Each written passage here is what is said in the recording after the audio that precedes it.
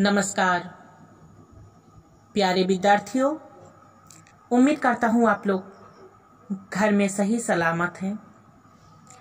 आज मैं शुरू करना चाहूँगा मीराबाई।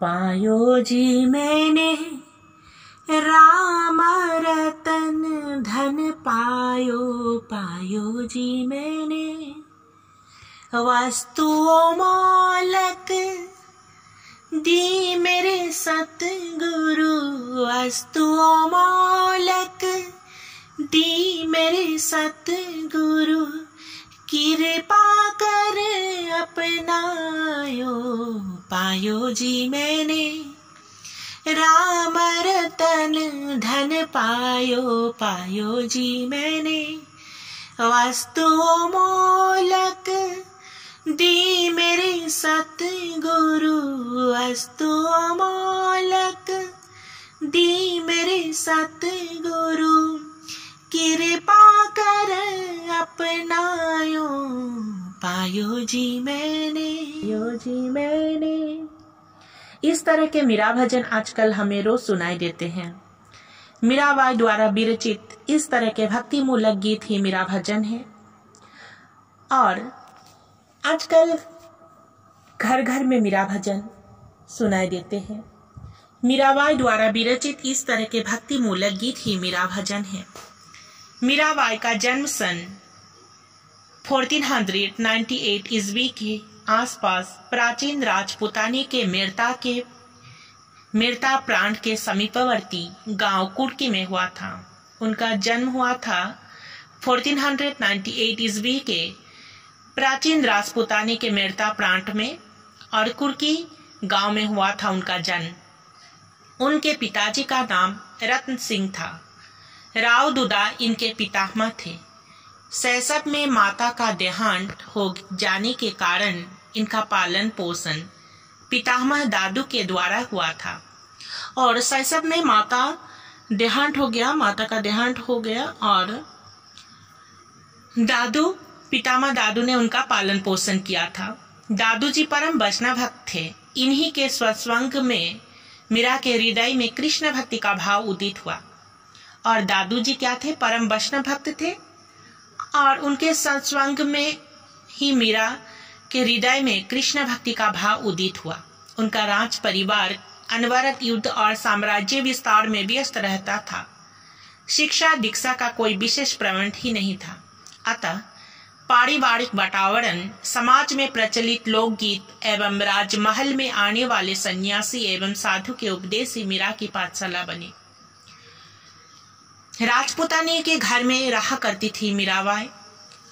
उस जमाने में शिक्षा दीक्षा का कोई विशेष प्रबंध तो नहीं था और पारिवारिक वातावरण, समाज में प्रचलित लोकगीत, इसमें समाज में प्रचलित लोकगीत का अर्थ है समाज में प्रचलित गीतों को लोकगीत या लोक गायन कहा जाता है। और राजस्थानी मिश्रित जो लोकगीत है जैसे भजन है, लोकगीत है, ये क्या क्या कैसे सीखा? उन लोग के घर में जो सन्यासी या साधु लोग आया करते थे उसके मुंह से ही एक दो मुखड़ा सुनकर ही मीरा वो लोकगीत गाया करती थी, सुना करती थी वो गीत और वही मीरा की पाठशाला बने। सिर्फ 12 वर्ष की अवस्था में मीराबाई का विवाह चित्तौड़ के राजकुमार भोजराज से हुआ। आप लोग उम्मीद नहीं कर सकते कि 12 वर्ष की उम्र में ही मीराबाई का विवाह हुआ था चित्तौड़ के राजकुमार भोजराज से।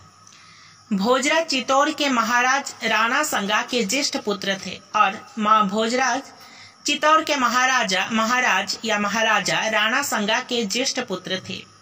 लेकिन विवाह के 7 साल के पश्चात ही स्वामी का स्वर्गवास हो गया।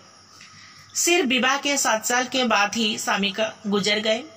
मीरा तत्कालीन सामाजिक प्रथा के अनुसार सती नहीं हुई क्योंकि वे स्वयं को अजर अमर कृष्ण की चिरसुहागिनी मानती थी और मीरा लेकिन सामाजिक प्रथा के अनुसार सती नहीं हुई। हमारे समाज में क्या है, अगर किसी पति अगर गुजर गए तो पत्नी का विधवा का जो साज है, साज सज्जा करना है, विधवा जैसी तिलक छुड़ाना, चूड़ियाँ खोलना, लाल कपड़ा छोड़ना, ऐसा मतलब एक रिवाज है। लेकिन तत्कालीन जो समाज है, मीरा की जो समाज, वो समाज भी ऐसे ही था। और उस समय तो सतीदाह प्रथा हुआ करता था। सतीदाह प्रथा एक ऐसी मतलब प्रथा है भारतीय समाज में, क्या है, स्वामी की मृत्यु हो जाने के बाद पत्नी भी देह त्याग देना पड़ता था, या चिता में प्राणों की आहुति देने की प्रथा। अगर किसी पत्नी की पति अगर गुजर जाए, पत्नी को भी मतलब कष्टदायक आहुति देना पड़ता था। और राजा राममोहन राय ने करुणानाथ ठाकुर आदि के सहयोग में लॉर्ड विलियम बेंटिंक ने सतीदाह प्रथा का उन्मूलन किया था 1829 में। और देखिए आप लोग, तो मीरा जो तत्कालीन सामाजिक प्रथा के अनुसार सती नहीं हुई, क्योंकि उनकी जो प्रेमिक जो है या उनकी जो आशिक जो है, उनका जो दीवान जो है, वो क्या है, श्री कृष्ण है। उनका अगर मतलब पति मर भी गया है, फिर भी वो विधवा नहीं हुआ, क्योंकि उनका जो पतिदेव है वो आज भी जीवित है। इसलिए कहा है चिर सुहागिनी मानती थी। मीराबाई पति गुजर जाने के बाद भी सुहागन थी, चिर सुहागन जिस औरत की अगर पति ना गुजरे वो सुहागन औरत। तो मीराबाई क्या हुआ, उनका पति गुजर जाने के बाद भी चिर सुहागिनी थी, क्योंकि उनका पति गुजर गया, लेकिन उसका जो असली पति है वो दिल में रमा हुआ है, दिल में है, हृदय में है। राजरानी मीरा का ये निर्णय मेवाड़ के राजघराने को पसंद नहीं आया, और मीरा की जो ये रिवाज, मीरा की जो ये चाल ढाल वो पसंद नहीं किया। राजस्थानी जो राजधानी मेवाड़ प्रांत की जो राजघराने हैं वो लोग पसंद नहीं करते थे। लेकिन मीरा साधु संगति एवं भक्ति पूजा में समय बिताने लगी। और मीरा क्या किया, साधु संगति और भक्ति पूजा में समय बिताने लगी। राणा संगा की मृत्यु के पश्चात मीरा को अनेक यातनाएं दी गई। राणा संगा के मृत्यु के बाद भी उनका बहुत ही दुख यातनाएं झेलना पड़ा, पर मीरा का प्रभु प्रेम अचल रहा। लेकिन मीरा का जो प्रभु है, उनका जो प्रेमी है, वो उसमें भक्ति में वो विलीन रहा। अंत में वे मेवाड़ से मेड़ता चली गई। अंत में क्या मेवाड़ से मेड़ता चली गई। फिर कृष्ण भक्ति के गीत गाते गाते वृंदावन चली गई। और फिर क्या मेवाड़ से मेड़ता चली गई, और बाद में कृष्ण भक्ति के गीत गाते गाते, कृष्ण का गुणगान करते करते वृंदावन चली गई। वृंदावन से वे मथुरा चली गई, और वृंदावन से मथुरा चली गई। वही एक मंदिर में भगवान की मूर्ति के सम्मुख एकाग्र भाव से भजन कीर्तन करते हुए मीरा ने से जीवन व्यतीत किया। और एक दिन क्या वही एक मंदिर, इस किताब में मंदिर का नाम दिया नहीं है, लेकिन मैंने जब वृंदावन और मथुरा के घूमने गया था, तब एक उधर का ही एक पुरोहित ने या ब्राह्मण ने मुझे कहा था, ये रणछोड़ जी की जो मंदिर है, रणछोड़ जी की मंदिर है, उसमें वो विलीन हो गए हमेशा हमेशा के लिए। वही है जब मीराबाई से जीवन वही व्यतीत किया। सन 1546 ईस्वी के आसपास वह स्वर्ग सिधारी थी। लगभग 1546 ईस्वी के आसपास वो स्वर्ग सिधारी। मीराबाई के मीरा भजन लोग बड़े आदर से गाते हैं, और मीरा भजन जो है, मीराबाई द्वारा रचित मीरा भजन, वो लोग बड़े आदर से गाते हैं। उन्होंने करीब 200 ऐसे भजनों की रचना की थी, और 200 ऐसे भजनों की रचना की थी। इनके अलावा अपने कुल 11 ग्रंथों की रचना की है, और इनके 200 भजनों के गाने के अलावा उन्होंने कुल 11 ग्रंथ की रचना की है। उनके भजन मीराबाई की पदावली नाम से जाने जाते हैं। इनकी भाषा राजस्थानी मिश्रित ब्रज भाषा है, और मीराबाई की पदावली नाम से ही उनका मीरा भजन जो क्या है बहुत ही मशहूर है। और हर गाना में, हर भजनों में क्या है, राजस्थानी मिश्रित ब्रज है। खरी बोली हिंदी नहीं है उनकी भजन में क्या है, राजस्थानी मिश्रित ब्रज है।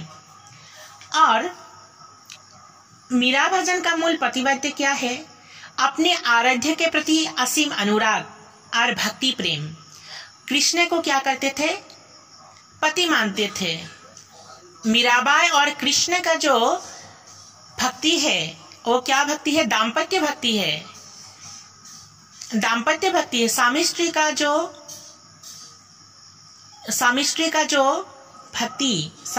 का जो जैसा मतलब एक स्वामी और एक स्त्री जैसे मतलब रहा करते थे भारतीय समाज में, भारतीय परंपरा में, उसी तरह मीराबाई और कृष्ण रहा करते थे। और इसलिए ही वो लोग का भक्ति जो है, भक्ति क्या करते हैं, भक्ति का नाम है दाम्पत्य भक्ति। जैसे सूरदास का अगर भक्ति है तो वात्सल्य भक्ति, वो मतलब वात्सल्य कवि सूरदास का गोकुल लीला।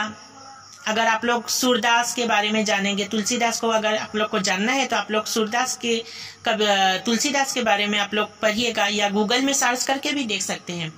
तो मीराबाई का जो भक्ति है वो क्या है, दाम्पत्य भक्ति।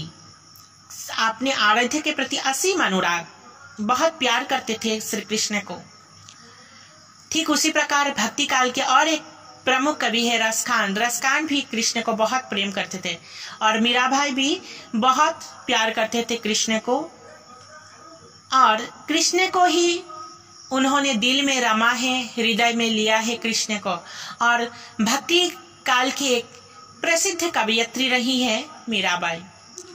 इतना ही है आप लोग का मीराबाई पाठ की विषय वस्तु। आज इतना ही। अगली क्लास में आप लोग के साथ फिर से रूबरू होंगे। आज तक धन्यवाद।